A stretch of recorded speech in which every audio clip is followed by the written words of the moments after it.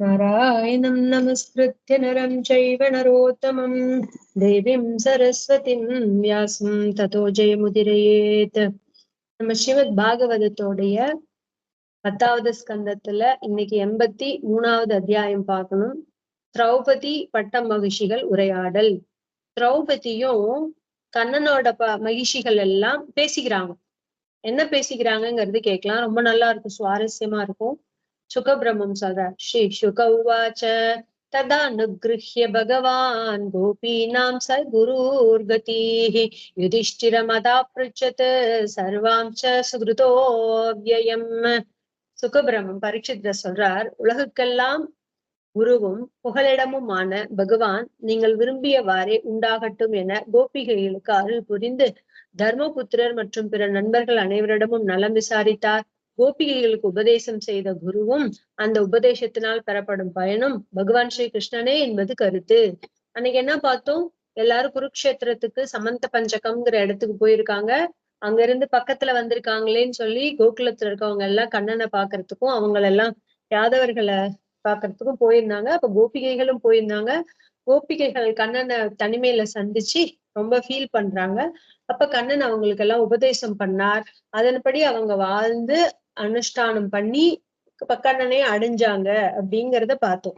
கண்ணன் தான் இந்த இடத்துல உபதேசம் பண்ணார் அப்படிங்கிறதுனால லோக குரு அப்படின்னு உபதேசம் செய்த குருவாவும் அந்த உபதேசம் பண்ணதுனால குருவாவும் பகவானே ஆயிட்டார். ஏன்னா ஒரு குரு த்ரூ தான் பகவான் அடைஞ்ச விசேஷம்னு சொல்லுவாங்கல்ல. நம்ம சுயமா ஒரு மந்திரம் கூட தானா சொல்லும் போது அது பிரயோஜனமே இல்லைன்னு சொல்லுவாங்க. எத்தனை தடவை சொன்னாலும் ஒரு மந்திரம் கூட சுயமா சொன்னா பிரயோஜனமே இல்லை அதுக்கு அப்படின்னு சொல்லுவாங்க. குரு துவாரா ஒரு மந்திர உபதேசம் வாங்கினதுக்கு அப்புறம் தான் அந்த மந்திரத்துக்கு உண்டான பலனே அப்படின்னு சொல்லுவாங்க. சோ இந்த இடத்துல பகவானே தான் கண்ணனே தான் குருவாக இருந்து கோபிகைகளுக்கு உபதேசம் கொடுத்தார் அப்படின்னு சொல்லப்படுது. அதனால அதுக்குண்டான பயனும் பகவானே அப்படின்னு கருத்துன்னு சொல்றாங்க. பலனும் பிராபியமும் பிராபகமும் ரெண்டுமே பகவான் அப்படின்னு சொல்லுவாங்க. அடையக்கூடிய இடம் பகவான், அடைவிக்கப்படுவது அதுவும் அந்த கருவியா இருக்கிறதும் பகவானே அப்படின்னு சொல்றாரு. தயேவம் லோகநாதேன பரிபிருஷ்டா சுசத்கிருதாக பிரத்யூச்சுர்ஹிருஷ்டமனஸ்தத் பாதேக்ஷாக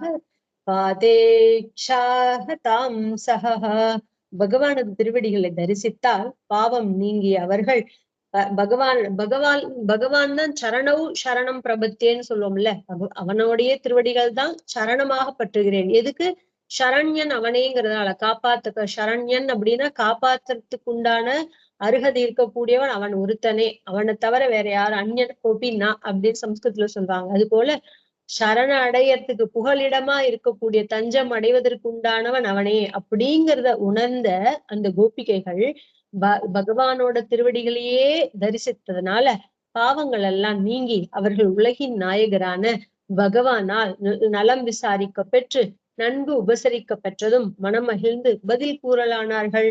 அவங்க எல்லாம் சொல்றாங்களா, குதோ சிவம் தச்சரணாம்புஜாசவம் மகன் மனஸ்தோ முகநிஸ்ருதம் क्वचित् விபந்தியே கர்ணபுடைரலம் பிரபோ தேகம் பிருதாம் தேக கிருத ஸ்மிருதிச்சித்தம்.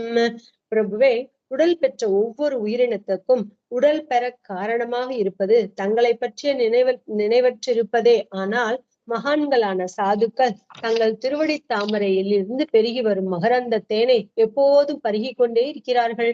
சில சமயங்களில் வியாசர் போன்ற முனிவர்களின் உள்ளத்திலிருந்து அவர்களது திருவாய்மொழியாக தங்கள் திருவிளையாடல்கள் கதை உருவில் அமுதமாக பெருகி வருகின்றன. அவ்வாறு பெருகி வரும் அமுதத்தை செவி வழியே எப்போதாவது ஒரு முறை ஒருவன் மனமாற நன்கு பருகுவானேயானால் அவனுக்கு நலக்குறைவு என்பது ஏது அப்படின்னு ரொம்ப அழகா கேக்குறாங்க இந்த கோபிகைகள். பிரபுவே, எங்களுடைய சுவாமியே, உடல் பெற்ற ஒவ்வொரு உயிரினத்துக்கும், சரீரம் கிடைச்ச ஒவ்வொரு உயிரினமும் உடல் பெறறதுக்கு காரணமான பகவான நினைக்கிறதே இல்லை. நினைச்சு கிருத்தஞத்தோட தினம் பகவானுக்கு நன்றி சொல்லணும் இல்லையா? அது நம்ம நினைக்கிறதே கிடையாது. பெற காரணமாக இருப்பது தங்களை பற்றி நினைவற்றிருப்பதே. அப்பேற்பட்ட உடலை கொடுத்த உங்களையே நினைக்காம இருக்கிறது தான் ஆச்சரியம். ஆனால் மகான்கள் என்ன பண்றாங்க? இதுக்கு விபரீதமா ஆப்போசிட்டா இருக்காங்க. எப்படி? சாதுக்கள் எல்லாம் எப்போதும் தங்களுடைய திருவடி தாமரைகளையே நினைச்சு அந்த தாமரை இருக்குல்ல, திருவடிங்கிற தாமரையில வரக்கூடிய அமுதம்ங்கிற தேனை பருகிக்கொண்டே இருக்காங்க. மகரந்த தேனை எப்போதும் பருகிக்கிட்டே இருக்காங்க. தேன்ங்கிறது இந்த இடத்துல என்ன, பகவானுடைய சேஷ்டிதங்கள், லீலைகள், அவருடைய கதைகள், கதாமிருத்தம் இதெல்லாம் தான் தேன்னு சொல்லப்படுகிறது. பருகிக் கொண்டே இருக்கிறார்கள். சில சமயங்கள்ல அப்படி பருகிக்கிட்டே இருக்கும் பொழுது வியாசர் மாதிரி இருக்க சில பேர் அந்த பகவானுடைய திருவடி தாமரைகளை நினைச்சு பருகிட்டே இருக்காங்கல்ல கதாமிருத்த, அப்படி அவங்களையும் அறியாம அவங்களுடைய உள்ளத்துல இருந்து இந்த கதைகள் அவங்களுடைய திருவாய் மலர்ந்து வெளியில வருது. திருவிளையாடல்களை கதை ரூபத்துல வெளியில வருது. அத அமுதமாக பெருகி வருகின்றன. அததான் மக்கள் எல்லாம் கதை அமிர்தமா பருகி வருகிறாங்க. அவ்வாறு பெருகி வரும் அமுதத்தை அப்படி அந்த தியானிக்கிறாங்களே, இவனுக்கு சரீரம் கிடைச்சதுக்காக இவன் ஒன்னும் பெரிய காரியம் பண்ணல. இவன் உங்களை நினைக்கிறது இல்ல. ஆனா இந்த போல இருக்கக்கூடிய பெரியவங்க மனசால உங்களை நினைச்சு அனுபவிக்கிறாங்களே, அந்த கதைகள் அவங்களையும் அறியாம அவங்கள இருந்து வெளியில வருது. அவங்களோட திருவாய் மலர்ந்து வருது. அப்படி வரக்கூடிய கதைகளை எவன் ஒருத்தன் அனுபவிக்கிறானோ, அதையாவது காதால எவன் ஒருத்தன் கேட்கிறானோ, அமுதத்தை செவிலியை எப்போதாவது ஒரு முறை ஒரு தர அவனுக்கு அந்த கதை அமிர்தத்தை பருகணுங்கிற மனப்பக்குவம் வந்துருச்சுன்னா, ஒருவர் மனமாற நன்கு பருகுவானே. ஆனால் அதுக்கப்புறம் அவனுக்கு ஏதாவது குறை இருக்க போறதா வாழ்க்கையில அப்படின்னு கேக்குறாரு. ஹித்வாத்மதா. ஒரே ஒரு செகண்ட் யாரோ பெல் அடிக்கிறாங்க, பாத்துட்டு வந்து